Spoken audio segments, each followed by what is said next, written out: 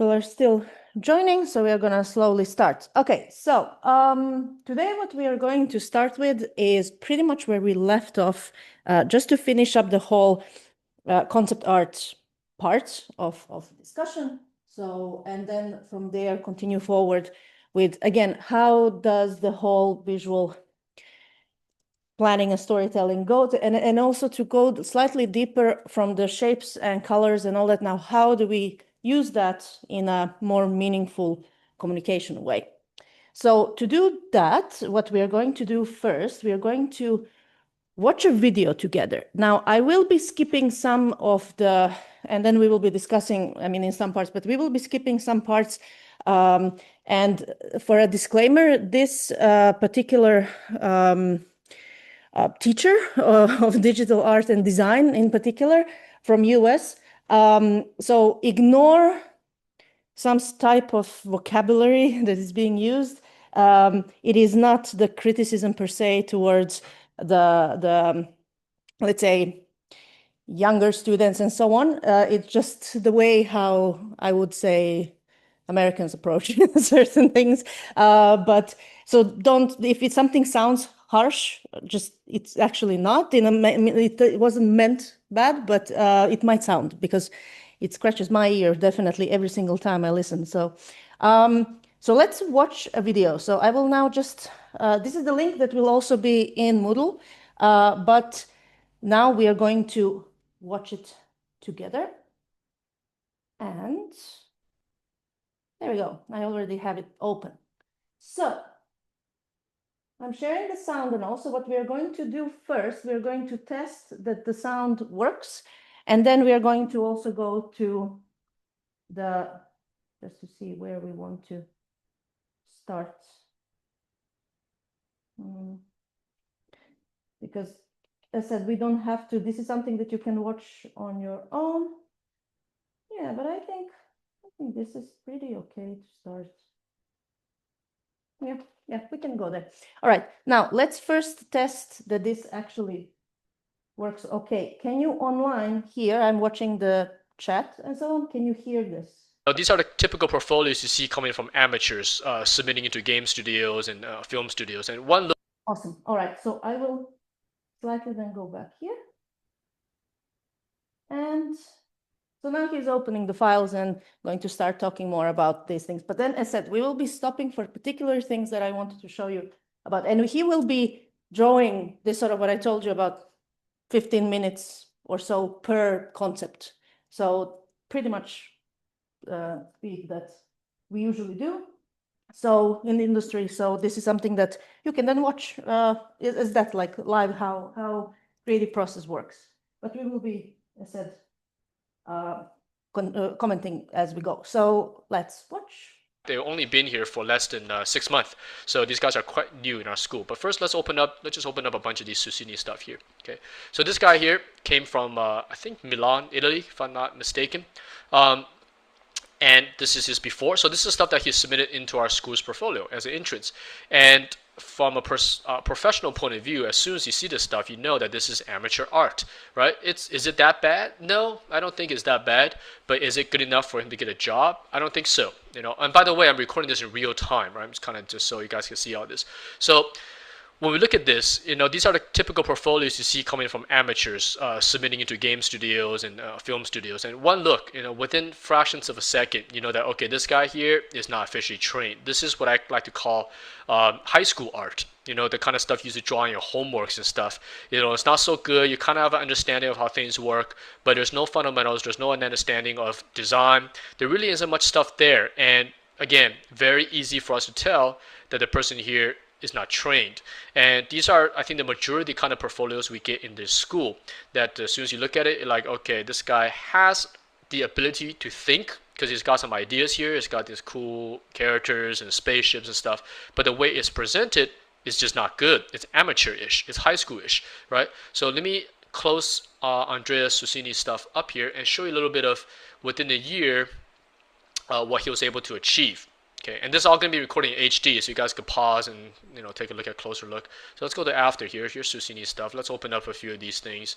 Hopefully it doesn't kill my computer. Let me just randomly tag a few of these things.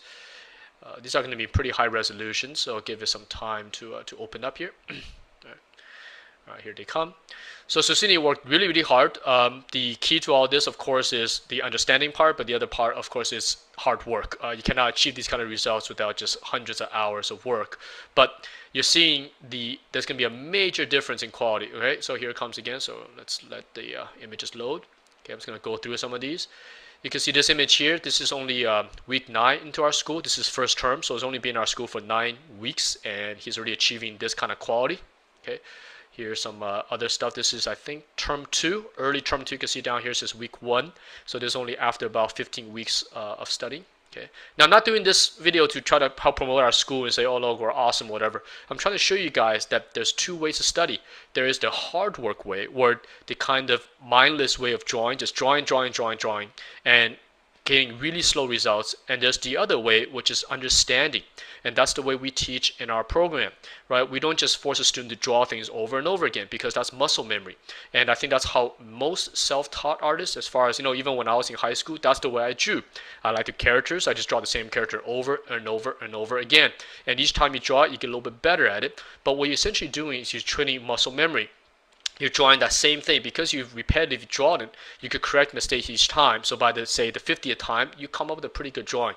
But does that necessarily make you a good designer and good artist? Possibly not, because if you change subject matters, go, hey, stop drawing that character, now draw this vehicle, then everything goes to reset because your muscle memory hasn't done that. Instead, you do everything by understanding of the core fundamentals, which I'll get to after I show you guys a bunch of this work. Once you understand how the core stuff works, you could adopt that skill to anything. You could draw environments, vehicles, characters, props. Doesn't really matter. You can see Susini here is demonstrating a wide range of abilities. Here's a bunch of jets that he made up, and from hard surface go right away to soft surface, and they all look professional. So something like this in a portfolio definitely is not amateur. This is enough to get him a good job. In fact, that's what he has now, right? So he's one of those. All right, let's pause a moment. So as you see, kind of like the wording there, it is unfortunately truth in what he's saying. I am sure that you all also see pretty much this kind of like, Instagram artists, so to say, where they might have even millions of followers, but they're doing one thing, one thing that they are drawing over and over, which is perfectly okay, by the way, and there are careers around it. And again, nothing wrong with having this sort of like that approach in creation. But one thing to be aware of, this is not just for art, this is also for programming, for design, for writing, science, everything else. As the world evolves, that one trick pony, one thing that you might be doing is not enough necessarily, especially if you are pursuing career in some of the, corporate world, so to say, that you are, well, it's needed to be able to do various things. So what he's basically saying here is that, and he will be talking more about this sort of like muscle memory in this sort of just repeating something, but then when not necessarily challenging yourself in improving whatever it is that makes you feel uncomfortable. So I can tell you, for example, for artists, quite often hands, feet, like even shoes kind of thing, just like this sort of extremities, proportions are something that are quite hard. And then we are figuring out how to trick that we do stuff that it looks good, but we are only focusing on stuff that actually we feel more comfortable with. And every artist has its own comfy zone. So that's kind of, and same thing goes with coding, for example. You can do code-wise, you can do all sorts of things in various ways. But again, to make it optimized, to make it readable, to make it clean, to make it like actually functional cross platforms and so on, this is something that, again, takes a lot of practice. Same like anything else. Same goes with language learning and so on and so on. So basically, math is language. So basically, if you feel like you are bad in math, literally practice by just practicing anything else, you get better at it. So it's a skill. And so here, what he is also saying is that so we will see this sort of difference when you are actually learning by understanding. and how to approach it. So when it comes to self-taught, let's say artists, again, coders and so on and so on. Again, nothing wrong in doing things. I personally don't like the whole self-taught versus schooled, because the reality of thing is once you are in the level of education, like let's say at university here, that we are all here, nobody's forcing you to be here. Like you are here with your own choice. Same like in high school also, like it's not forced. Elementary school is basically by law, but the rest is pretty much, as depends on the country to country. There are countries that high school is also obligatory. But the point is that nobody forces you to be here, even in this class, which means that how I approach that is always this sort of, or how I was taking my studies my whole life is that I am the one doing the work, meaning that it is self-taught because I need to practice, I need to do stuff. Teachers or whoever else I work with can provide tools, can show things, can advise, we can discuss, but at the end of the day, it's only what you do.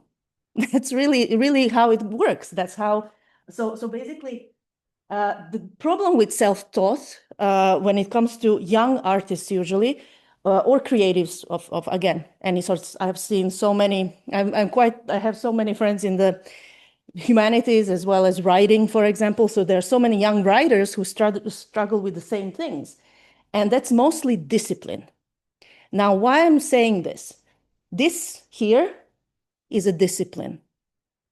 And discipline is something really hard to train on your own if you don't have some kind of structure. Depends on an individual. There are people who can do it, like naturally. But for most of us, school and structure in school, for example, university and so on, helps you to actually get wherever you are supposed to get, even if the results are not necessarily something you are always happy about, but at least you did it. So to give you an example from Fine Arts Academy, where I was, where I did my master's, we had no choice. There was deadline where exhibition is going. Whatever you had is going to the wall, like it or not. And that really changes you in the way of also understanding that sometimes good enough is all you really need. There is no such a thing as perfection. And this is really important. The sooner you understand, the better, like this sort of overall, even for your studies and everything else in life. So sometimes good enough is really all that someone even needs when it comes to, let's say, client work and so forth. But to get to that discipline, to really get to make the progress, is something that sort of like structurally needs to be created for. Again, we all learn differently. We all improve our skills differently. So figuring out your way, again, hopefully in an environment that is supportive and inclusive so that you can find the ways that work best for you would be ideal. But that's what this is about. Even if there is a talent or whatever else, interest or so forth, it's pretty much discipline and the practice that it takes there. So that's basically what he will be now showing also very soon about the sort of like fundamentals, which we will then cut down in some parts. But before we go there, I want to highlight one thing, what to focus on, maybe when he's explaining some things or even when he's showing different pieces. Remember last time when we talked about, again, shapes, silhouettes, and so on. Now, pay attention on, and there are quite many of these portfolio example pieces, where like this one here, for example, up in the top. So now this is extremely important information that we give as a part of the design. So again, this is this one of those kind of like, this is not just about being cool mech or robot or whatever. It's the part of whatever set this now item belongs to as a design. And now that it's highlighted there with all these other silhouettes, not only it shows how silhouette is unique compared to others in that set, and possibly has some repeating, because if there is a set, usually you have repeating design pieces, which again, one sees as they are, like standing maybe next to each other, but some shapes might be repeating as connecting that into a set. But more importantly, look at the sizes. So basically having them like that, silhouettes next to each other, we're already understanding what is the correlation between these different objects which belong to a set. So this is another design solving kind of thing for the full design document, for example, and so on. So when we say, we get the design document says there are 1, 2, 3, 4, 5, let's say, yeah, 5 machines in a set, and there might be short description, but that's it. It's our job to figure out the rest. So basically, then we have to figure out all of these things and to see how it actually works. So for example, from 2D now, usually when from 2D, we would give this to 3D modeler, 3D modeler might say, for example, this whole thing here, for example, wouldn't function at all. So go redo it, make it work. Or then you can together with them figure out how to make it work, because something can look cool, but it's not actually functional to make it into, especially if it needs to be in 3D. And this is the same thing that goes if you're doing any kind of visualization and so on for architecture and so forth. So again, all of this is cross disciplines. So just wanted to give this sort of few highlights. So pay attention of what else besides the pretty thing that looks cool, what other information is being given, because there is so much information. Every single piece gives a lot of design information. So let's continue watching if this allows. There we go. Guys that got hired on the spot as grad show because his work was so strong.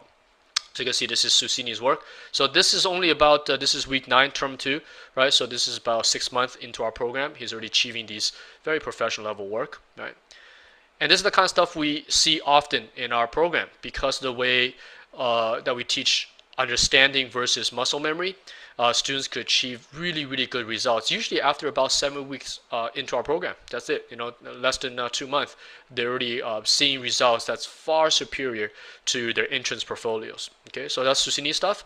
So sorry if I'm going a little fast. You guys could feel free to pause on YouTube and take a look, or you could just type his name and find his blog. You can see all this stuff on there as well. Okay, so let me show you a few more guys stuff. Okay, so that's Susini stuff. Let me open up. Let's go to Shakate. Let's go to his before. Okay, so this guy here doing really well currently in our school. I think he comes from Turkey, if I'm not mistaken. So let me just open up some, just randomly pick some stuff that's in here. He's got a PDF, so I have to kind of do this with it. All right, let's open this up and let's take a look. All right, so these are typical, very typical. And if you look at it, it has the same feeling as Susini's work, which is the high school look. The stuff you do in homework, when you're doing your math homework, and then on the corner you draw a little sketch. The idea is there, like I could see temples, I could see these tents around a Greek arena. Is it horrible for someone who doesn't draw? No, this is pretty okay. But for professionals looking at portfolios to hire you to do professional work, no, there's no way this stuff will get you hired into a game or film studio because it looks amateurish, it looks high school, right? So you look at this, nothing really spectacular. He's trying things, he's trying marker first, he's trying all these things, but it's not so good. But why do we accept students like this? It's because we're looking at it as like, okay, this is a designer's mind, right? He's putting down ideas, like here's a Legolas kind of character, right, from Lord of the Rings. Here's some other girl in a weird chair. He's not doing illustrative type drawings. For example, he's not doing a mountain, or he's not drawing an apple, or these kind of things, or attempt to be illustrative. What you're seeing here is actually designs. It's just that he cannot get the designs out. And I think some of you might know what I'm talking about, right? You have these great ideas in your head, you try to draw it out, it just doesn't come out. And the only way to get that out before you are trained is to draw the same thing over and over again until it comes out. And that's the hard way of doing things. That's the way that most of us, myself included, drew prior to education. But again, once you know how the stuff works, there's a formula to all this, you could adopt that formula to everything. So whatever is in your head, most of the time you can get it out, right? To about 60-70%, you can extract that imagination back out. For this kind of stuff, I'm sure that he sees this city as mega and all these lights and really cool stuff, but when it comes out, it doesn't look that good. So he's got this like post-apocalyptic city, but I don't see that here. In his mind, he probably does. So our job here is to train him to extract the visual library, which I mentioned in the previous episode. Get that visual library, use the fundamentals that we teach, and extract all that stuff out. So let's take a quick look at his after. I gotta do no save on these because these are PDFs, so Photoshop wants me to save them. I'll say no. All right, close. All right, so let's take a look at what he's doing. So again, Shakate is still in school. He has not graduated. In fact, he's only halfway through. So he's got another half year to go. But let's see what he has achieved in the meantime. Let's just open some of these.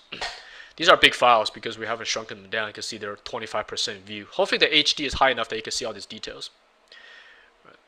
All right, here we go. You can see, wow, I mean, this is a dramatic change in quality. This here is already semi-pro. Very cool design, very good line work, good presentation, good forms, good design. So I love this ship actually. When I saw it, it looks really cool. So let's move around here. Let's go to this one. Here's another variation of the kind of stuff. So you can look how closely everything is starting to go pro. The line weight, the perspective, the fundamental stuff, and this is all hard surface stuff here.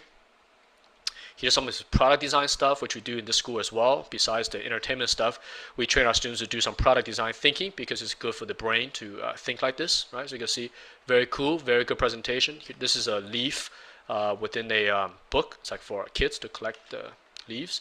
Here's some, I think, ground exploration vehicle or something to dig up fossils. Pretty cool, pretty well drawn. So he's still got 6 months more to go. So at the current stage, this is looking pretty nice. And you can see a pretty wide range of subject matters, right? Going from kind of entertainment all the way down to products, okay, and characters as well, right? So, you know, when you're self-teaching, I think one of the things that you notice is that, you know, by the way, there's nothing wrong with self-teaching, okay? I'm not using that example as saying that's somehow that's not good. There's many artists out there who are self-taught correctly. But the thing is, if you self-teach, you have to know which direction to go down, okay? You don't need to necessarily go to a school, but to understand which way to study is important. So what we do here is we teach you fundamentals. We teach you the core building blocks of how this stuff comes together. Once you know that, then there's no subject matter that comes. You're gonna go just slightly faster. You can watch this on. So basically, he's gonna keep showing blah blah blah, and where we're gonna jump off is where he will start actually drawing. So there is more. There we go. All right. So I think so. He will pick few first initial sketches from, let's say, before, and then start painting. And he's doing monochromatic, so just kind of like, let's say, black and white or grayscale. So yeah, I think somewhere here, just to see that's where he's, yeah, somewhere here. Let's jump. Let's see what these are. Okay, I'll go back and just choose it, and I'll do that next section and fast forward to show you guys, okay, after we take a pro touch to it, you know, putting all the fundamentals and all that kind of stuff, how the same thing could become pretty cool when applied correctly. Okay, so I'll see you guys in part 2. All right. All right, so we are now in the sped up section of the video. What I've done is chosen 3 designs done by our students prior to them enrolling in our school. So these are the kind of the amateur drawings, but I actually chose some that are not so bad. These ones are actually kind of okay looking because the idea behind them is quite good. Just to show you guys that with strong fundamentals and the understanding of some of the basic setups for these things, you can achieve something very cool in a very short amount of time. Now I sped this up, but in real time, each of these paintings, doing these kind of black and white paintings, took about 15 minutes each. So within 15 minutes, you're able to capture the grand idea.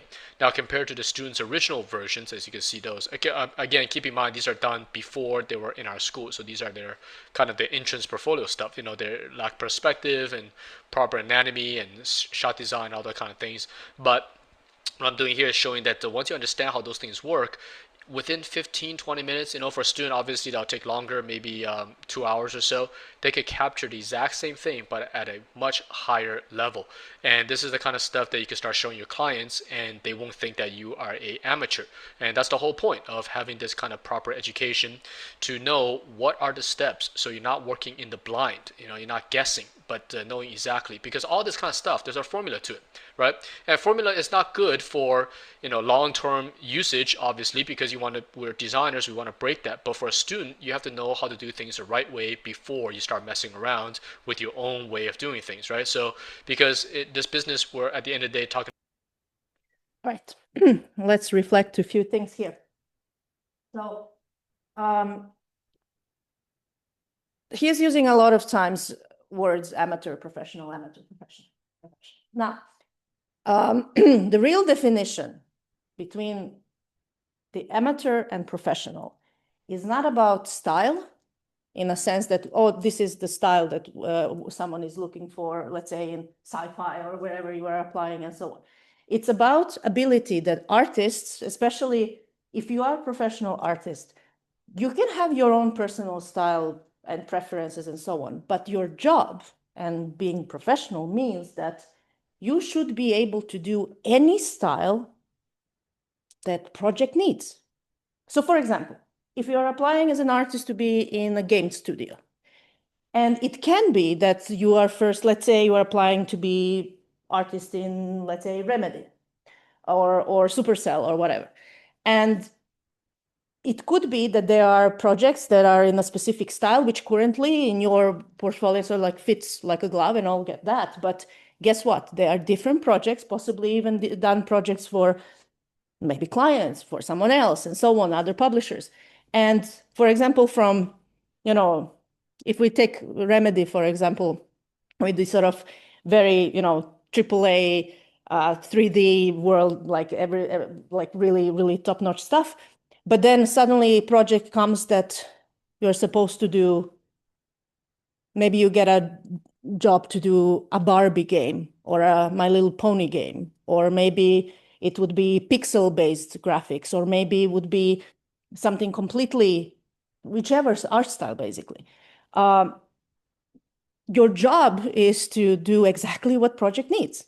So, and that's the training in that sense, and fundamentals that we will soon go through, and what he's doing and how he's doing, because he's not actually explaining what he is doing. So we will go through that together. But just to understand that sort of like when he's so much highlighting this whole amateur professional kind of thing, it's not about how it looks. It's about the skill. What can you as an artist do? So for example, in both, well, mostly in the games, you as a, let's say, 2D artist, you are supposed to do pretty much any style. 3D, you are supposed to know all sorts of things regarding modeling, meshes, textures, possibly rigging, but not necessarily if you don't want to do animation and so on, but at least preparing the model properly for rigging and forward. So if someone else takes it, that you can have, that they have everything ready, and so forth and so forth. So basically, especially the bigger the team, the less this sort of me as an artist it is. And whatever it comes, we will be also discussing that throughout the course as well, is that whatever it comes, especially in this kind of early stages of concepting, quite often it's like, especially from the amateur perspective, is that usually artists who take it personally when someone gives them feedback or ask them to change something is the sign that they are not professionally trained, because again, it's never personal. If something doesn't fit the project, that's it. It has to be fixed. It has to be changed.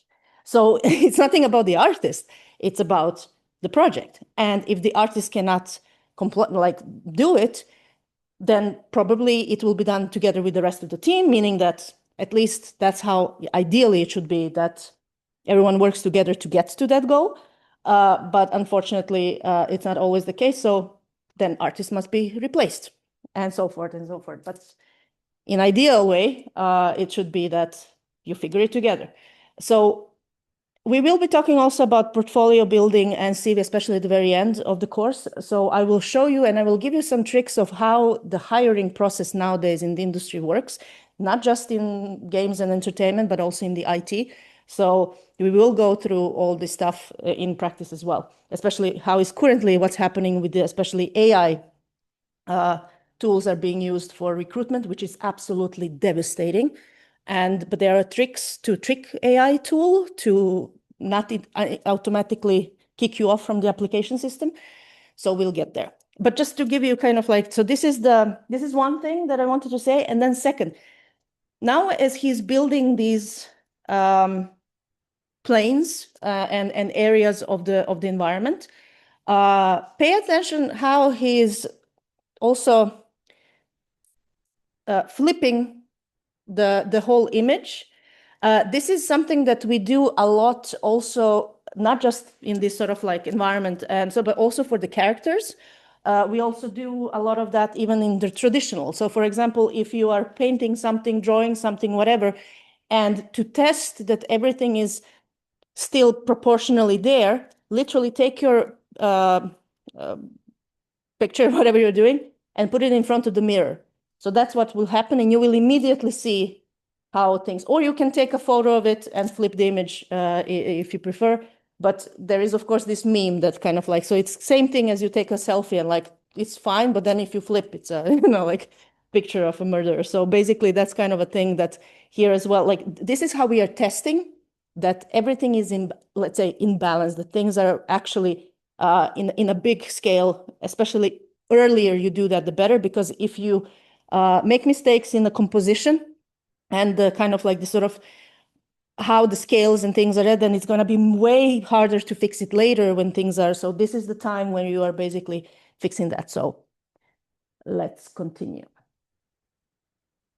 About design here, we're talking about making a product, and there's a certain type of pipeline that goes with making products, and especially when it comes to entertainment products like movies and games, there are certain things you just don't break the rules for, because it has to do with science, it has to do with the way our eyes and our brains work. So there are just some fundamental stuff that you have to follow, but unless someone tells you what those are, it's very hard to figure it out. So you're just drawing by eye. It takes forever to figure things out. So in this case, I'm just following a very specific way of doing production paintings, taking the concept on the upper right or left, sorry, and rendering it out. He's got these kind of two pillars with the water creature kind of coming off in the middle with a stream. So obviously I'm changing the design a little bit to match my own taste, but I'm taking a gist of what he has there, the overall idea, and applying my take for it. So, and all this is being done without layers, very, very quickly. Again, each one's taking me about 15 minutes. So even though this is sped up, it's not that far removed from the real-time speed. So now I didn't take these all the way to a complete finish, but I will spend another 30 minutes or so maybe on each one after I get this step down. So for this stage, I just want to show you guys how quickly you can capture this stuff if you know the kind of the basics of putting this stuff together. So now let's together discuss one thing. What do you see here in comparison to, because now we see a little glimpse of the initial sketch. Any thoughts? What do you take out of this one now?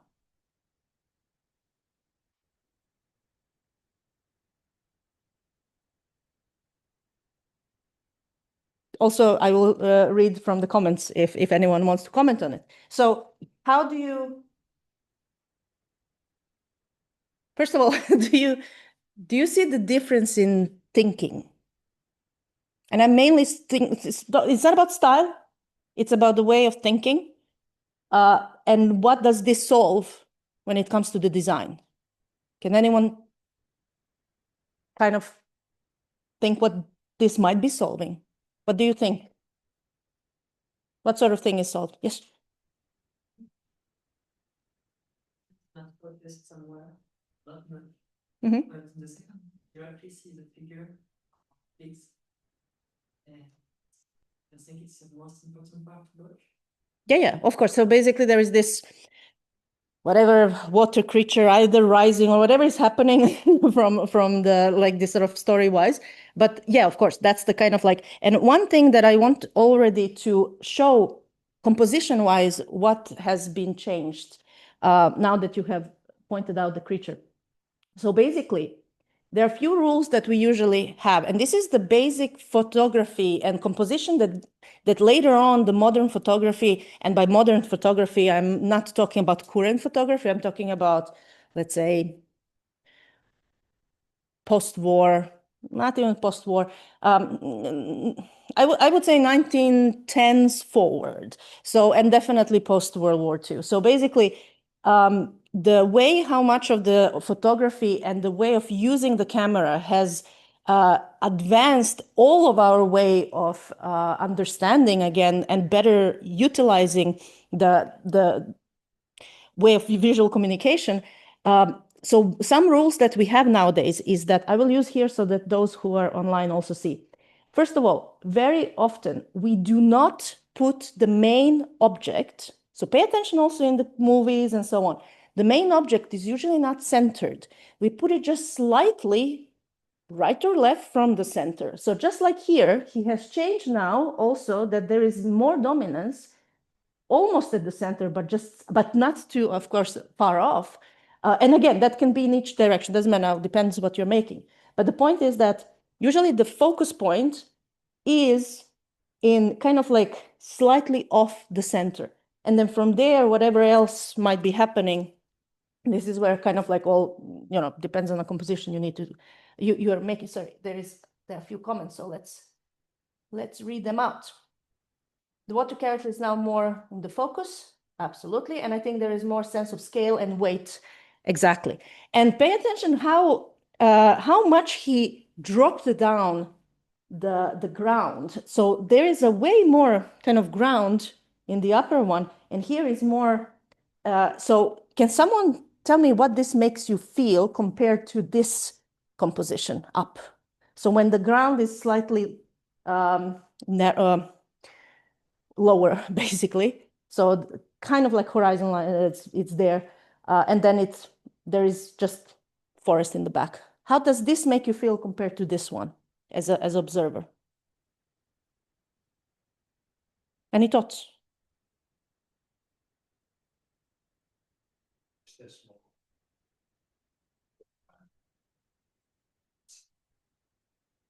So this feels bigger in comparison to this, also because of the angle. So basically, this feels that you are there more than this one. Like it makes you feel that like you are standing in front of it, and this is rising there, and it's kind of like bigger than you already, and you're just watching at the image. So that's one trickery, how we put someone inside to immerse. Game dev, like how you are putting, how the player view camera, how far you are from everything that you set for player to do, we control. So that immersion, for example, this is one of the trickery for 2D kind of, or the picture, like the sort of painting, photography, and so on, is based that camera modes, and so our first thing that we set. Then the second thing that enhances this immersion, that you feel that you are inside of this situation in comparison to this, is that, again, I'll use the mouse so that others see. Look how much darker the front. And of course, everything further away is lighter. And besides this kind of like air perspective thing, which we have, of course, from the, even before Renaissance, but definitely in the Renaissance came in as a norm. Another reason why we do that, and this is another thing that we see also in movies, in everything, that basically, just like when we are now here and you're observing, let's say me talking at you, everything closer to you is darker. So basically, everything is, or that's kind of like that you are having this kind of frame, the darker frame that kind of sets you in to the image. And that's something that it's especially used for, again, immersion effect. We will be talking about this sort of different compositions for different story. Let's say if you're focusing on action in comparison to emotion, for example, what are the things that then we focus on? But for now, I just wanted to give you this sort of like, pay attention on these planes, how he is going to work on these also in the other images, and how the mind, kind of like the thinking behind building the environment compared to the sketches that are there. So let's jump back if this, there. if this allows. And then let's see. So this one I'm just painting with this all default brush. This is a calligraphy brush that's been squished to give it a little bit of texture.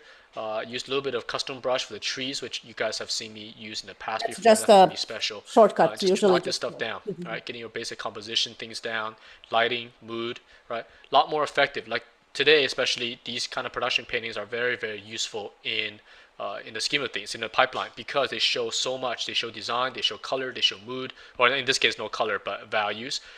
So they're a lot more beneficial than, say, a line drawing with some markers on top, which gives you design, but doesn't give you the rest of the stuff, which comes for free, essentially, when you do a production painting. So a lot of clients these days are actually looking for this because they get so much more bang for the buck, essentially, right? Because they are getting a lot more than just the design itself.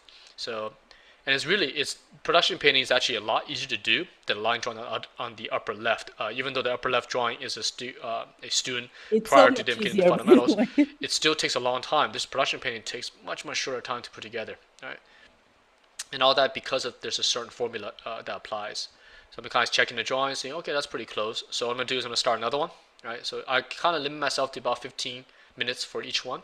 So now I'm gonna start the one, I think this was by Eric, or the Minotaur or something like that, sitting on the edge of a hill. The original image is actually kind of cool. I'm sure that took him a long time to do. It looks like some kind of panel from a comic book. So I'm just gonna take the same composition. The composition he has there is actually pretty good. Cannibalizing other art pieces to start the new one as the background of something is another trick that we always do. Because it's so much harder to start from the, let's say, white paper kind of thing. But if you already have some structure, texture, things like that, you can totally even do your own kind of like splashes. But this is very common that what he did, if you paid attention, he did, because he's going to do now these two kind of like, which is so sad that he's not explaining. So basically, in comparison to the composition that he had there with the main, now here we have two things, like basically two stories that we are telling as one bigger one, but there are two very specific things left and right in this particular composition, which he took two copies, slapped them together, decided again where aboutish would be this kind of line for the kind of like where the city would start and where the Minotaur would be kind of like forward, and then started sketching on. So let's see more what he's doing and then why he's doing. So I'm going to keep it and just show you guys how we could adopt that into a production painting setting.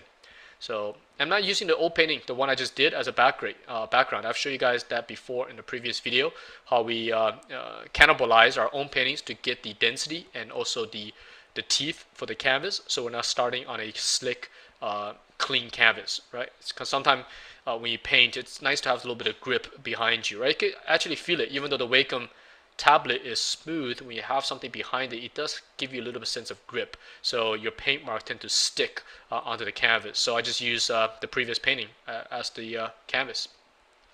So, and it also gives you that density that you want without having to work hard to get it. So it almost comes for free. Okay, so it looks like in the original image, he's got some European style or fantasy style houses, but you can tell that his use of vanishing points is not really there. All his houses are side view. His trees, the hills, everything is side view or front view. There is no perspective, and that's what makes the image feel very, very flat.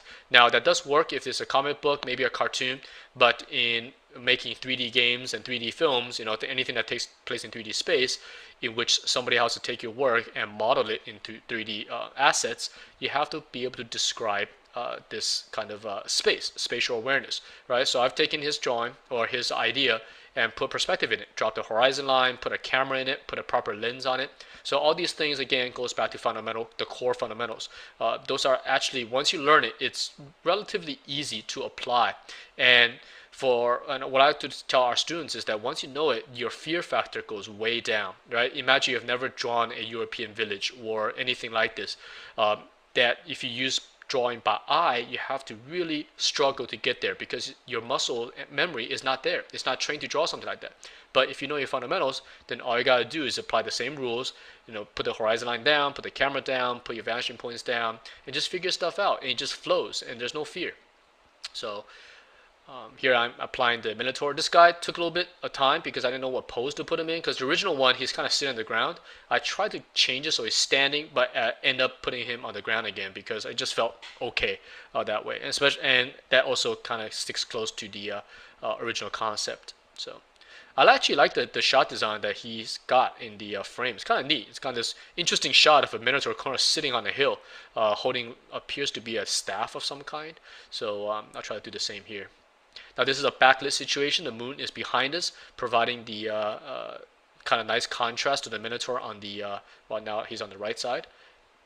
So because it's backlit, our village rooftop has to go darker, right? Whereas the original, you can see the roof is very, very bright, even though there's a bright moon right behind it. So a shot like that would be very hard to pull off with the traditional lens. So, and again, those all stuff goes back to fundamentals of lighting and understanding of some basic science of cameras. So, and what we try to do, what fundamentals really essentially equals to is drawing things or painting things that your eyeball will see anyways, or a camera will see. So the closer you could get to what a human eye could see, the easier it is for your audience to understand what you're trying to show. So in perspective, anatomy, those are the core things, right? If your drawing just looks wacky, like it doesn't exist in this 3D world, it has bad vanishing points or lack of vanishing points or no horizon line, these are things that our eyeballs cannot see. So right away, your drawings look 2D and look amateurish because it just lacks. Right. So, even that it's now flipped, doesn't matter. How does this one feel? Similarly. What do you think? In comparison. More information? At least way clearer what is really happening, at least in the city, in comparison to this. And one really interesting, so I told about this sort of like last time we spoke about this sort of that usually when you don't know what to do, you put a fog kind of there. And it seems like there is like a foggy thing there, but this time he didn't. He was actually, if you paid attention, he was very deliberately basically making this inner part here lighter for two reasons. One, way bigger contrast to actually see the star of the show kind of thing. And then secondly, that means that if this light comes from the city or town or whatever village, there is activity. So there is something happening in the city, and therefore this creature is looking at it or planning to go or whatever else is happening. But there is, it's not like, and then also with the lights out there. So this is not just dead of night. It's kind of like the time that might be some festivities and so on and so on. So basically there is more to it than just, again, so it's not always, but when he said that it's much easier to do this sort of like paintings in comparison to line drawings, absolutely. Why do you think that is? And I'm talking mainly about the results. Why do you think it is easier to work in masses than in line? It's connected to our brain. So, thoughts? For example, exactly, you don't have to be as precise. There is one comment. There's also a comment that there is more sense of scale and weight. Yes, and then, but basically, the thing is, our brains will be finding patterns and things where there are none. That's literally what we do. That's how we are. We will make connection of things even if there are none connections necessarily, especially in the visual communication. So when we are giving some detail, and usually lines show detail. So if we just slightly go back here, wherever it was there. So no matter what kind of line you do, it will be giving more detail. And that's where our brain will immediately go because we try to find the place to focus on. And usually this kind of thing will have this, while, for example, there, with the bigger shapes that we deal with, we are focusing more than on the bigger picture, on the bigger information than the detail, because we're not distracted by a detail. So for this kind of thing, that's why it's so much easier to do it with the mass than with the line, because the information we are giving is completely different what we want to give compared, like, again, if you are asked to do line art and so on, that's a different task. But for this particular figuring out the design, this is what we usually do. I will a little bit also go forward here, because he is still finishing up this one here. And just the last third one very fast, because I just want to show what he did with the last one, this one, because I think that showed quite well the sort of the brain, right? We're doing an optical illusion here to trick your brain to think that you are looking into a 3D space. The more you know about how that works, the easier it is for you to trick your viewer's brain to think that way. So, all right, so let's move on to the third one, I think. Yep, here's the last one, Susini's little worm fish, whatever that thing is called. So I'm taking the same drawing, cannibalizing it once again to just get the canvas back. Right. This one's a little tricky. In the original shot, he actually doesn't really have a camera at all. It's a flat, again, very typical of kind of self-learning artists. They don't draw with the camera in mind. They don't draw the horizon and vanishing points in mind. They just draw side view and kind of.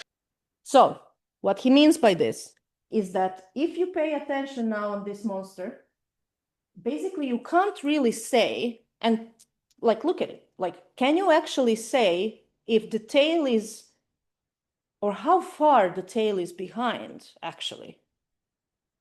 Or is it even forward? Like, there is no perspective, and space at all, and nothing else around to tell us in what direction even this tail really goes. Is it going backwards? Is it going upwards? Like, what's going on? So that's what he means by this sort of like camera thinking, because we always should start with this sort of like how things, objects we put, how is that in correlation to other objects? And that's creating the space, even if you are just like putting it into fake any kind of perspective according to what their eye could see, but it's not really plotted out. So in the original image, you can see that the landscape and the monster and everything is completely kind of dead on shot. There's some perspective on the back of the original monster, but it's not very dynamic, and it has an impossible lens. It looks like something like a 400mm or even 600mm shot from really far away, because everything's flattened out, but yet you're seeing so much of the monster.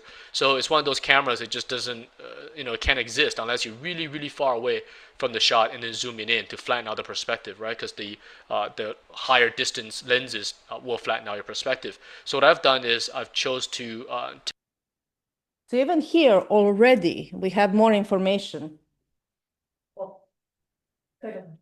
The shape and the even size of this, that if something is so big that even in kind of close up the parts are being vanishing, that gives you that illusion that it's extremely big, which that's what the point of this monster would be. Take a lens with a little bit of fisheye in it, a little bit of a narrow focus lens, say like maybe an 80 or something like that. Again, but we're doing widescreen, so we're kind of do a little bit of a camera cheat, but that gives me a perspective push. That gives you a nice vanishing point that's a little bit closer on each side, right? For those who know perspective, I'm pushing my VPs together. That'll give me a more dynamic shot for the monster. So it look like I'm looking up at it and it's swimming across the lens. And the landscape around it will have a little bit of a warping effect due to the lens use. So, and this kind of stuff, again, goes back to fundamentals. It goes back to the understanding. Here I'm using the warp tool just to further push that warp of the lens, right? Get that roundness of the lens in there, to bend the frame a little bit, right? And that's what a little bit of a fisheye lens will do. On the sides of the lens, because of the curvature of the glass, you will get this distortion. And it's kind of cool to render that into your shots. So the more you understand about this stuff, the more you could render, right, with this freedom to create whatever you want. So I purposely chose 3 images that are very, very different from into production as quickly as you possibly can. So, and here is basically close to what he came up with. And again, something that within 15-20 minutes as a design kind of like solution might be. So do you now see the difference of this sort of like the impact of the monster kind of like that should be this kind of shocking image, how much it changed. And it can be done differently, obviously, but just kind of in comparison that like what was the purpose of so one can have an idea and sketch it in whichever way, but when you actually need to create something usable, because this is not necessarily usable to put forward in production, this has way more information for everyone involved in the team that would be working on, again, film, game, whatever else you might be doing. Even if it's forward 2D stuff like animation of any sorts, still it would be then for the language, the rules that you would be set, the design pillars that you would be set for that particular project would then be following the rest. So it's going to be way easier to deal with other monsters that might be undersea for that, or other creatures that might be coming besides the human, and so on and so on. And again, human scale. So not a brainer. Immediately we get the information. Based on this, now that we just had this sort of more kind of like live thing, but when I am going to do some live session with you with several different tools, I mainly want to show you how to use the tools. But that is also something that we can also do, like I can do whichever of the subjects you want me to do. And then we will go through some other stuff. But just saying kind of like more of a, just to see that sort of live way of thinking when we are doing this sort of visual communication, because this is all about visual communication as the basics. And mainly what I would say from this takeaway would be the perspective.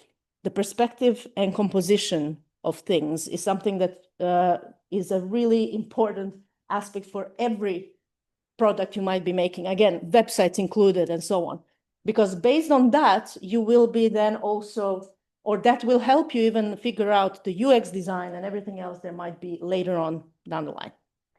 So now that we watched this, any thoughts or any questions? Yeah. Mm-hmm.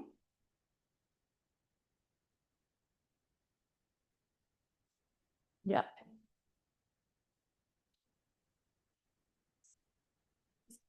Yeah.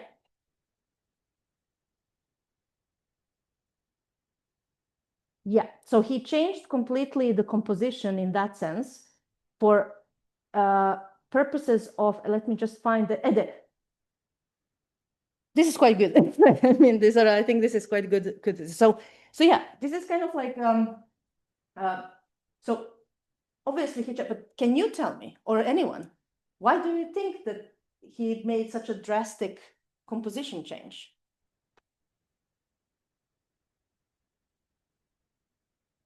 I mean, for example, how much information does this give you of what's happening behind, left and right of this main object?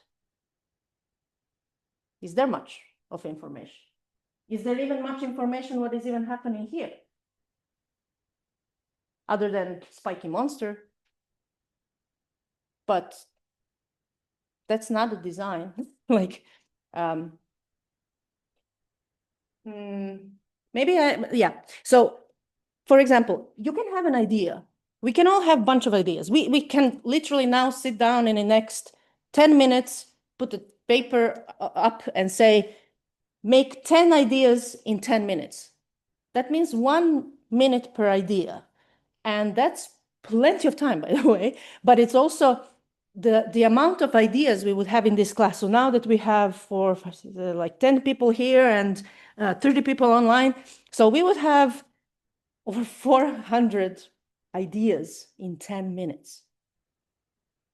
Now, why am I saying this? Because we all start with this sort of like, we think this is the way to go, or our idea is something unique and so on. It doesn't matter what idea is. It only matters what you do with your idea. And to give you a direct example, let's say I have a game idea. I want to make a game. And I'm going to pitch to you. So what do you think? Should I make this game? I want to make a game where you play as a chubby little dude running through the sewers, fighting turtles, getting high on mushrooms to save the princess. Should I make this game? As an idea? Yes, no? First of all, that's Mario, obviously. That's Super Mario. That's one of the biggest IPs ever. And still to this day. So obviously I shouldn't do it because of the IP issues. But what I'm trying to say here, that if you sum up down certain ideas, they're absolute bollocks. But it's about what you do with that idea. And there are so many times, especially younger artists, creators, also even coders, who don't want to share their work or show their work because they're in fear someone will steal their idea. I can give you now our source code of the new game, literally everything, and we can meet in 6 weeks. And I guarantee you we will already have completely different games because, for example, in our case, we would be most likely already reshaping based on the players' feedback, this and that. God knows in what direction our game would take. You would take it into God knows what the direction. So it won't be even similar projects. Maybe it might be in the same genre still, maybe. But you might be even shifting in and pivoting, or we would be pivoting in somewhere else. So the thing is that we need to also get away from this kind of like, idea is just the start. With that, we build something. And that building something, we need more things as information, as sort of like, what else? So what's happened? So what? Okay, there is a thing in there. Why? Why should I care? Why should I care about this Minotaur? There has to be something else there to invite me in besides few swirls. And when you are creating such a perspective and such very spatial thinking kind of like environments, and not just environments, designs overall, again, we will be having different examples later on, this is taking you to that sort of like, you are getting more involved as an observer, or observers will be more involved than just giving them one information. Because, for example, down up here even, it's not necessarily even because these are even in the same plane. So now we know that this is definitely a focus. All right, so let's move on to the third one. But maybe if we would actually analyze this, is this actually the focus? Is that the focus? Are these three? What happens to these three? Because there is no necessarily difference either in spatial or line work or anything that gives us what should we prioritize as an information, as an observer. And here it's very clear straight away, where should we start watching and where should we get more information from? So that's why we do this, if it makes sense, because it's not just about, oh, pretty pictures, post on Instagram. No. This is the process of creating worlds, creating whatever else you are creating, like experiences, memories, and so on. So, so that's the difference, if it makes sense. Any other thoughts? Any other questions? All right. If not, oh, there are a few people dropped off. There we go. I will also once again post there the, just in case if so there. So if no other questions, we can then close this. As said, you can watch this, and there is the whole channel. I mean, you can of course explore everything else there. It's now just a second. What is happening? Admit all. Yes. Yes. There we go. Good. So what we're gonna do next.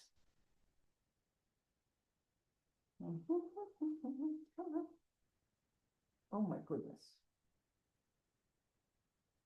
We are going to now see how we are going to use this from the shapes and colors and so on for the rest of the day into actual information. Now, I can put also, if as some of you asked about to put the images that I use of who actual artists are, this is Alfons Mucha, for example, Art Nouveau artist from Austria. If you have been in Vienna and so on, there's Mucha's insanely big and amazing museum. But besides that, we will be talking now more of a symbolism, or how do we use usually symbolism, which again, rules can't be changed and everything else, but just to kind of give you some glimpses of how these things work. Because again, these are used also in UX design, these are used in all other visual communication. So in the case of him here, at least from the kind of symbolism that he was using, he was having this whole, again, yellow-blue or kind of orangey and warm compared to the cold tones, even though they're all very soft. But the thing that this represents, it's more kind of like, this is the whole cycles he did with kind of like some Slavic mythology and whatnot. And the idea is that everything that it's blue represents the past generations, the past where things come from. And everything that it's kind of like yellowish or so is the future or the present even, and stuff that is kind of like growing from kind of the legacy of that past. And now we see, especially in the AAA, but also in indies as well, that this kind of principles that and fundamentals that we see in the kind of other art pieces, we also see very, very present in, of course, interactive media. And none of that comes, again, from nowhere. So I want to talk more about, just to introduce you, if you are not aware of a few terms, which are super important, iconography and semiology. Does anyone know, have you ever touched upon iconography or semiotics? Okay, few. So just to kind of give you, again, this is Holbein's painting. It's in London National Museum. If you are ever there, free to attend. You can just walk in. Highly recommend to see this masterpiece. So what do you see here? In majority of cases, it's well, just as it says, ambassadors, right? Like two dudes, obviously rich ones, standing there, jolly, surrounded by the riches. Now, that's one way of approaching it, because that's direct information. But actually, through iconography and semiotics in particular, we are actually analyzing way more of what information has been given to us throughout centuries. So what artists actually did here is that he was showing, especially in this time of these two, and these were real ambassadors at the time that he did portraits of. But the thing is that they're surrounded here with the latest, this scientific art, so visual, music, all the kind of like humanities and science, this like achievements at the time, because this was the like huge kind of like revolution, especially from the getting away from more kind of religious dogmatic kind of approach. So basically what they also stand for, ambassadors of the science and art, by just being surrounded with it and support it, which also here in the very small corner here on the very, there is actually crucifix behind the curtain, which is also telling more about their intentions of science over church, not religion per se, but church, because church was having, and still has in some parts, quite big influence of sorts. And then one definitely can notice this little smudge here. And the reason for this one is that when the painting was commissioned, it was very specific, because these old giant paintings, you usually commission them for a very specific place. Now, this place was on the next to the staircase in one big mansion. So basically, as you're walking down the staircase, you would see a skull in 3D, basically poking out of the painting at you. And again, symbolism, like you know, we will all die, but also whatever actually remains, the legacy of, you know, the science, the art, the mind of a human, and the what we are capable of doing. So basically, that is as short as one can go with what this painting is about. But at the first glance, if you're just walking by the through museum and you're just like, two dudes standing around, which is, yeah, sure. And sure, they're ambassadors, but there is always more to it. And either interpretation, meaning that if you just get information that it's just ambassadors, it's also fine. But if you want to know more, there is more. And that's the whole point, what we do, especially in interactive media. Now, think about this. I said that already in the very first time. With the static images like this, we have a monologue of the artist to the audience. But in interactive media, imagine now that you can interact with these characters. How much more you actually have to provide to the user of these sort of like variations and things. So, but we use the same principles. So that's why iconography and semiotics are so important, because just like in here, all these things that surround them, they're part of who they are. They represent their status, culture, backgrounds, and so forth, which we see in every character design out there, so that they are recognizable no matter where they would go as a part of whichever culture there is. And another example that I usually use is, well, this is just random mosaic actually from the wall, but as a point of kind of Orthodox icon, religious kind of art and depictions of, well, in this case, Christ. But I wanted to ask, does anyone know why artists for centuries and even to this day still do this art style, while we know that, for example, Catholic Church does completely different, also different areas of Orthodoxy, let's say, for example, I'm originally from Serbia, so we have our style of let's say, church art. Greeks have their own, Russians, they have their own, same with Catholics, different parts. Then Lutheran churches here in Finland, especially, barely any, mostly decorative stuff. In Muslim art, absolutely no depictions of human or saints or anything like that, because it's all abstracted for a reason. But does anyone know why these dudes look so weird? Let's be honest. And this is not a skill issue, because we know that same artists basically do this. But why do we have, especially saints and gods and whatever else we are showing in these, you know, the heavens and blah, blah, blah, also hell, I don't know. Why? First of all, do we have anyone maybe who is Orthodox and knows more? All right, do you know? Do you know why? I mean, I'm official Orthodox as well, but I'm like, why is this the way it is? That you don't know, but you have seen enough of these. Yes, exactly. So anyone to try at least. Again, no right or wrong. This is not like, basically, the reason is following. Everything, and it's a really big difference between, for example, in Catholic and Orthodox, even that it's this. I mean, let's be honest, throughout all the religions, it's the same one God, right? It's the same stuff, same story.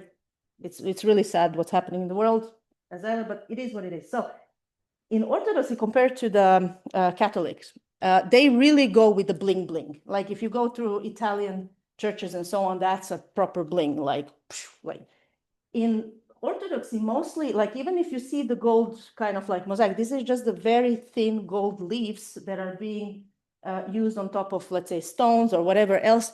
And it's mainly, so it's not about riches, it's about showing the heavens, because we can't see, it's basically the heaven cannot be reached to us humans, so it's kind of blinding. So basically like a sun. So gold represents that basically we can't see to that realm as mortals before, well, unless we, after we die, we are worthy of it or whatever. But that's another reason why we have this very weird long-nosed and whatever. And again, it doesn't matter. All the dudes look the same and all the women look the same as dudes, but without the beard, it's all the same stuff. So it's very weird. Same with the drapes and everything else. So the reason why they look like this is that basically the purpose of breaking things and not being realistic, unlike in Catholic, for example, because when you think about all this Sistine Chapel and everything else, that it's all so glamorous, we are not, our human minds, eyes, are not capable of seeing the divine. So basically, the closest we can see the saint or the god or whatever else is as it would be through a broken glass, a broken prism. And therefore, we can't see their true form. And that's basically the purpose why everything is broken, not the skill, which is quite fascinating when you think about it. And whoever came up with the style, whenever that happened, basically still is to this day. So it's quite an interesting semiotics, again, and iconography behind all of it. So again, it just, the art direction that was set a long, long ago. Then, now semiotics. It's borrowed from the literary studies. So basically, we steal a lot from all others. Like, for example, in games, we stole everything from movies. Now movies stole everything from the theater, but of course evolved into its own way. And currently, all the stuff is stealing things from gaming because we got so much further off with the tech and things that, so it's all kind of borrowing from each other. But this is the same thing. Semiotics is actually originated in literature when it comes to the meaning of words, what actually words may be meaning, and not just translation-wise, but actual meaningful communication. So what does meaningful communication mean? You have some sort of symbol, and that symbol can be, for example, as simple as cold and hot water. So having this sort of like blue for the cold and red for the hot water. So we have a symbol, that's a symbol. And that is immediately telling us what kind of water we would get. Now that can be color, shape, size, tone, it can be anything. Symbol can be anything. But symbol doesn't really exist until someone observes it and understands or creates maybe its meaning. So basically it's meaning making and basically creating this kind of like meaningful communication that can be then given forward. Now, one has to be aware of the, like not just that of the different cultures and based on traditions and so forth, but also the time when something did happen, like where something belongs, where this symbol belongs to, because the meaning could have changed from, let's say, medieval time to now. And also, which medium are we talking about? So again, how something is being represented, word, image, combination, transmedia, all of that, because it is all coming in like together as such. And yes, you can also hear, this is actually artist installation where the whole joke is that you don't really have a choice kind of thing. It all comes from the same pipe, but that's a bit different. Different thing now. Anyway, so I'm sure that you are at least aware of this image. Yes. Michelangelo, Sistine Chapel. So adaptation and appropriation is one of the core things for the visual communication. And especially this cross-culture, cross-time, cross anything, cross media. So basically when you think about, again, from the cave drawings, getting into actual, so from the image to text to back to image that is now moving image, an image that is not just moving, but from moving image to interactive image that actually has your input, where you feel that your choices matter, is at the moment the highest we got into this cycle of adaptation. And we're going to now talk about this particular meaning making. So does anyone know what Michelangelo, but just maybe by chance, what did he, besides having God creating Adam and all that stuff, what did he do here? Do you by any chance, or does anyone actually know what did he actually depict here besides the obvious? And I'll keep an eye on a chat as well. I'll give you this shape here that the God is present behind with all these angels. So as a shape, as a whole. So again, if we go like, what does this remind you of? Or do you see anything? That it's supposed to be like the brain. Yep, it's the brain.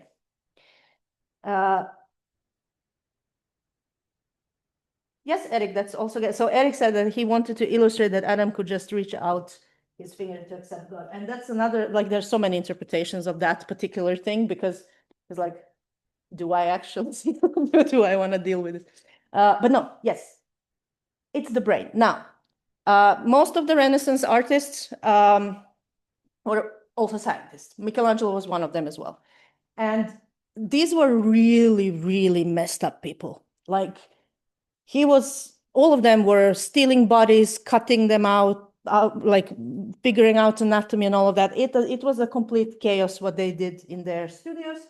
And Michelangelo, unlike some others, was actually very religious, while at the same time very much a man of science. So it was really interesting how he combined these. So everywhere later on, because basically how this discovery came is that they noticed, because Michelangelo was a master of anatomy, like he knew every single, even like again, it's beyond comprehension how far he went into detail, especially in sculpture. So he knew every muscle and everything else around, without any doubt. And then they noticed that, especially in the paintings, these ones in Sistine Chapel, they have some extra muscles. What? Where do those muscles come from? And especially wherever the God is being present. And then it started from there. Soon you will see the original kind of image where it came from, that basically connected that wherever he represented God, there was a representation of the brain as the ultimate knowledge. Now, here is the actual kind of explanation of it. Just briefly, because... And this is the place where they were really confused, because why did God have in one other representative, because God is in so many different places in the Sistine Chapel, this part that's sort of like this like throat. First of all, no even male throat, if there would be kind of Adam's apple, sort of. First of all, why would God have Adam's apple? Secondly, why is it looking like what's going on?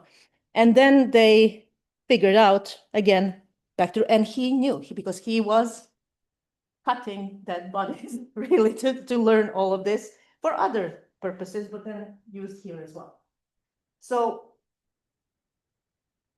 this is just start of kind of like understanding how we then, from semiotics, and why does it matter to have meanings, is because whatever we create, we want someone to care about it. Now, how do we create that? Is, again, you create the rules and you have some sort of goals that you want your user to experience. We already said that. What do you want someone to do in your on your website or in your app or in your game? For example, for games especially, why should player care? So why should someone sit down and play your game instead of browsing through TikTok or sitting and watching Netflix? That's the thing. So this is where we are kind of figuring out what might be the thing that would actually click interest for someone. And you can do that from various ways. So basically, the stories are the thing that connects usually us as humans. We, from the campfires to everything else, like stories are what we identify with. And that doesn't mean, again, walls of text. It's about this kind of stories, which, again, we spoke all these few times, and I promise that's all we are gonna, from next time, we're gonna be more technical and so on. But just to kind of give you the, what is this all about? So when we are implementing now this knowledge from theory, so shapes, colors, way of utilizing different meanings of things we want to express in our product, so what are the goals and so on, we create these rules. But now we are coming up with methods, because again, depends what you're doing, depends for whom you're creating, depends on the platform, what you're creating for. All of that, the rest, the methods are really, really important. So in the case of games, for example, how things are working in, like what are the mechanics, what are the way of movement in the game, what you can or cannot do, is all that clear to the player, and so on and so on. So these are the ways that we are now transmitting this into interactive. And because mostly we see very successful part in this sort of immersive media, especially games, to AAA games. And everyone says, oh, but they have so much money, they can do that. You can do so much without basically with minimal budget. So it's not about that. It's about what, again, you do with that, what you do with your idea. This is Thomas Was Alone game. If you haven't heard of it, please check it. No need to play, it's already old game, but at least watch on YouTube. This is one of the kind of like revolutionary games at the time. So it's a puzzle game. You play as these little shapes with different colors and whatever, but each of the shapes have a very specific ability, and they need to work together, or you work together with them to solve the puzzle. Now, the amount of emotional engagement, but from the moment you start the game to the moment you end, you are going to cry after every single of these little blobs. And that's the craft of this sort of like interactive design through visual storytelling. So highly recommend to check this game again, as just as a, you know, on your free time, watch YouTube. There should be still quite many playthroughs. And as we also spoke about why something is the way it is, or how the ideas work, and also why such big brands like, for example, Zelda. So Link here, there's an evolution of Link from 3 pixels to, well, there's even, of course, even the newer Link.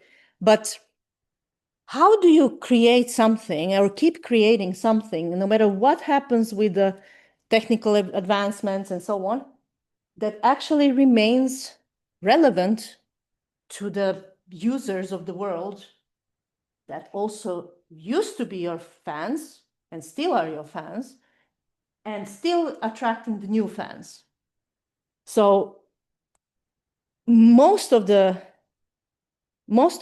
common thing that comes with all the big brands, well, and again, talking with the games, because that's the most kind of like their services. They are something that have to keep evolving, as you see, like unlike movies and like other art form, like you can watch an old movie as a part of kind of this sort of legacy and whatnot, and, you know, adoration for specific art style at the time, but this is still living. It doesn't stop. And what makes, for example, all these, well, as I said, World of Warcraft, Zelda, I know, Mario, you name it, any of the big ones, is that they always deliver what fantasy they promise. So even when you were at this stage playing Zelda, and maybe you haven't played this, but even now I have time, I would like to play new Zelda. You come here, you get exactly the fantasy that you're promised. So they are very, like, there's so much work to it to actually deliver to the expectations of your users. And how you do it is creating these rules that no matter what happens again with the technological, mechanical, or whatever other way of, I'm talking about game design, or maybe platform-wise, like literally technical advancements, still, you know what you get. You know what you are buying. So there is no trickery. And these rules are the point of it. So even if you're creating, let's say, something historically accurate, for example, for, World of Tanks, or maybe something that is fully sci-fi, like full fantasy of different sorts and so on, there is no right and wrong. The point is that whatever rule you create, you need to stick to that rule. And that's something that is crucial for longevity of your product. And for those who know Witcher or any other, for example, newer also, it's not just only that you can combine things from, or it all has to be fantasy. You can totally borrow stuff around, and you can even make completely weird things from various places. For example, there are also bad examples of things what didn't really go well, but mostly I think that why some titles, same like movies, didn't go well is because wrong marketing, for example, and wrong expectations being given to the players up front. But also when we talk about, like whatever weirdness. So Warhammer, any Warhammer fans here? Anyone? Is it only me? Oh, okay.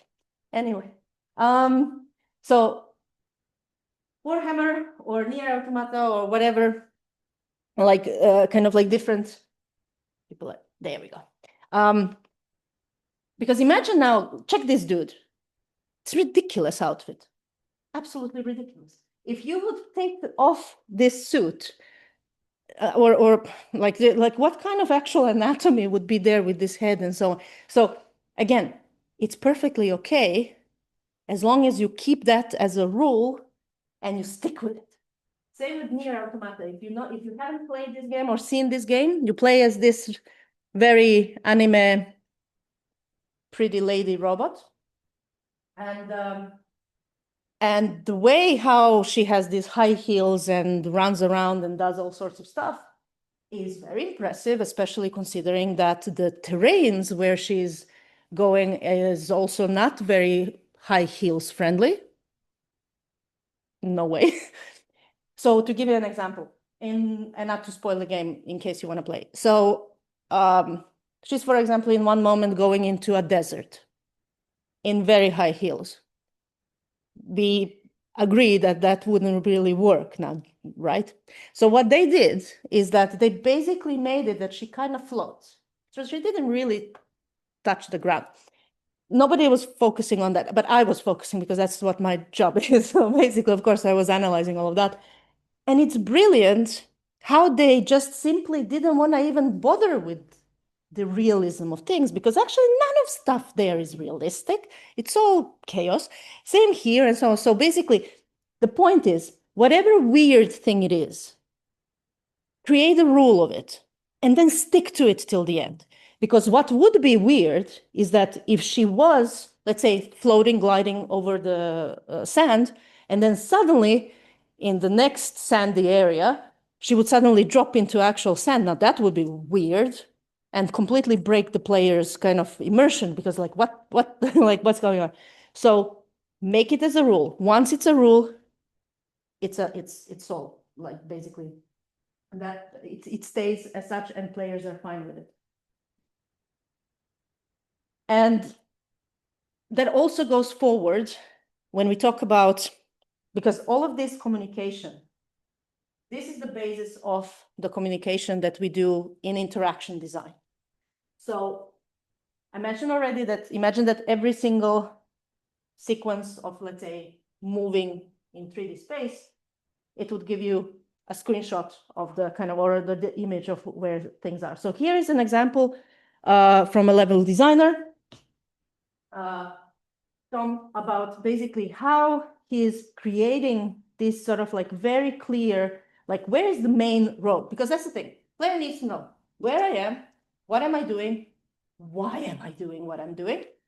And that same thing goes with if I'm going to the mobile game, or if I'm going to the app, if I'm going, why am I here? Unless I really need to be there, you know, to fill in some forms or whatever. And even that doesn't have to be, you know, like as tedious as usually is. So we give information, main information, where someone has to go. But then there are options if you want to do other stuff. And this kind of communication is also very common based on a genre that we are creating something for. So for example, if I tell you first-person shooter, the information mostly what we are focusing is within the central part of the, because that's where most of the things happen. This most of the dangers happen. Also, not just danger, where can you go and hide? Unlike in others, for example, in action adventure, you can use pretty much 360 in a way, because there is not always just action. You can explore, you can do other things. But when you are very action driven and very, very time kind of like sensitive, so focus stays within certain area. So in this case, it's this. If it's a racing game, for example, it would be like similarly, again, kind of central stuff. But then again, you can have two modes. You can have to see your, you know, first person or third person, so you can see your car, or you can be in the car. That's now a different thing we will talk later about. But this is then, we know where the information on the screen we have to give, that the player or the user would be not surprised by things, in the sense that you know where your focus should be. And same thing goes, again, the way how we communicate. So quite often we use pretty straightforward things, like not necessarily has to be so, but beam of light can do magic when it comes to kind of like literally, you know, hot, like just like have a proper, this sort of like flashlight on something, and person will focus on that. Or very clear, very, very clear, same like we had here, very clear where the level continues, very clear where you should be going. Now, do you want to go there? You don't have to, you can still fiddle around, but that's where you should go. Same thing here. There might be stuff, but this is where you will be going. And same. So split second. The reason why this is important, and why kind of like iconography and the composition that we have been talking for past and today, past lesson and today, is because we utilize this in interaction design, because this is the information that anyone who sees it gets it in without any doubt, like it's just like immediate information. No need to give arrows and things and holding it, like, hey, it's there, it's in their face. So as a summary of that, just to kind of anything can be a sign. And to become a symbol, basically, you need to have someone who basically has this or shows the sign to someone that actually can understand it. Once there is understanding of it, that's when it becomes basically a symbol becomes a sign. So when there is an actual communication, or someone gives the meaning to it, and now that meaning remains, someone else understands it, then that's where we have the communication. And that's basically how we use everything. Like when you think about traffic signs, all other signs around and so on, which are also global kind of like common rules that we have nowadays. These all originate from different things, but then unified based on, again, users' experience. And again, that's not only where we go, we also apply the same thing to, of course, branding. And these are all the bases of branding, and different kind of colors and shapes and things, and why rebranding is so important. It's something that tells more of a story. Again, why should your customer care? Let's say if you are, I don't know what you are. Well, here we have Microsoft, Google. So basically all of this is like, why would someone use, you know, this product instead of that product, and so on and so on, even if they are in the same grid, because there would be some sort of value and story connection. And then in practice, what we do that so this is mobile market is fierce. I mean, that's an actual, it's really brutal in so many ways. But one way to approach, because the same principles we spoke about now this is what we utilize in, for example, icon design. Now, Supercell broke the world the moment they had Screaming Viking as an icon. And here you can see Lords of Mobile, whatever. The moment any game has a Screaming Warrior, Viking, whatever, the game will be downloaded more than others. Don't ask me why, nobody knows. But Screaming Warriors dominate the market. We are broken, I guess, as humans, but they broke the system. They didn't know, so that was just like, that's the thing. Like, none of this was ever planned. But these are the things that we use now. So think about this. You have dozens of thousands of games coming, or apps coming per day, not mentioning week and months, on the platforms. And it doesn't matter, again, how much money you put into ads and stuff. That's a completely different story. Someone just watching at this should find your app attractive. So how we approach that? We usually have A/B testing, and majority of cases, we assume what may or may not work. And sure, you can have this kind of seasonal things, like basically live services is just keeping these pages on. Same like Steam pages and so on, like constant updating, like it's a full-time job just to do that. And basically figuring out what works, what people actually care visually. So this is where A/B testing comes in. Or it can be ABC, but we call it still A/B testing. So basically you can have many variations. And I can tell you, in our own cases with our games, every time we assumed this is gonna work so well, that didn't work at all. Or we like some because we like this, but we see it somewhere. That didn't work with our audience at all. So never assume, trust the numbers. So that's why we A/B test usually.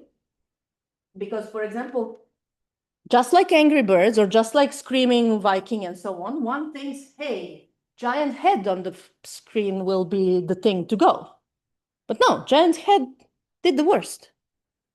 And actually, the best thing is a flying pig. Okay. Then even simpler. This is literally the same design, they just slightly changed. So basically, a coloring app. This is the same design. But what they did is that this design here actually tells you what you do in the app. So just adding a pencil completely boosted their sales, astronomical. Why? I don't have an answer. Like, why this over this or that? That's the thing. We cannot assume what may or may not work. We need to test. Because, so basically, when we go back to this is where the things get real. Because there could be that also there is another, let's say this Lords Mobile, there could be another Screaming Viking. So why would someone pick yours over theirs? And that's the thing. So now we have here Best Fins and so on, but it's the whole science behind it. But this is what we use. The same principles we spoke about the last 2 times, we use in, from the kind of like, all from the psychology aspects of what works or doesn't work for a human brain. As mentioned, things are getting much worse as the concentration of the people is declining so much, especially said with TikToks and other stuff, that interaction is way shorter, or the basically concentrating or getting information has to be way faster, which is really problematic. So, well, besides our brains being fried, let's try to not talk about that, but basically also how do we communicate then to someone who cannot focus more than 3 seconds on something at a time. So we shall see how long this trend goes, but this is what is one example, and also this kind of like how we use this as a visual communication in practice with zero communicating, so to say. So there's, because guess what? In every of these, if you go into how many, okay, let's be honest now. How many of you actually read any ad that you found like, ooh, this is cool? Did anyone really read the text?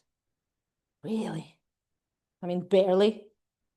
I barely ever, but it's like, ooh, cool. So that's why. And especially animated, like videos and so on. But we will talk about that when we talk about animation. So basically, this was kind of that sort of art theory basics that I wanted to go through with you in the beginning, because from now we are going to go into other kind of so in order to get there, I also want to ask questions, comments, anything that might be unclear or you want to know more about, and please ask, please. I'm here to help. So anything unclear? Does this make sense so far? Good enough, huh? As I said, sometimes good enough is all you need. And yeah, so basically are you super tired? Just to ask. Are you super tired? Or because there is one small exercise I wanted to try, but definitely it's going to take us at least 20 minutes or so. Do you want to do that in the beginning of the next class instead? Or do you feel like you're fine to do it now? Okay, with the silence, let's do it this way. Raise your hands, and you online, put the thumbs up or so. Do you feel like doing now a very short exercise? So hands up for yes, for those who are yes. Definitely majority is off. So we can do it then next time. The exercise will be where it will be 2 to 3 people. We will also randomly, I will try also to have you not necessarily just friends who come here together, but just like to get to mingle a bit. And also online that in Zoom breakout rooms. So point is that 3, 4 people per group, nothing special. And you will have a very small task to create a visual story. You can use whatever. You can even, doodle something if you want. But basically, you can usually use something from internet, just some images, to create a story, and then have the sort of like check how that worked with each other as within the teams. So just to give you hands-on experience of this already as a kind of like see how to put you into that learning by understanding instead of muscle memory.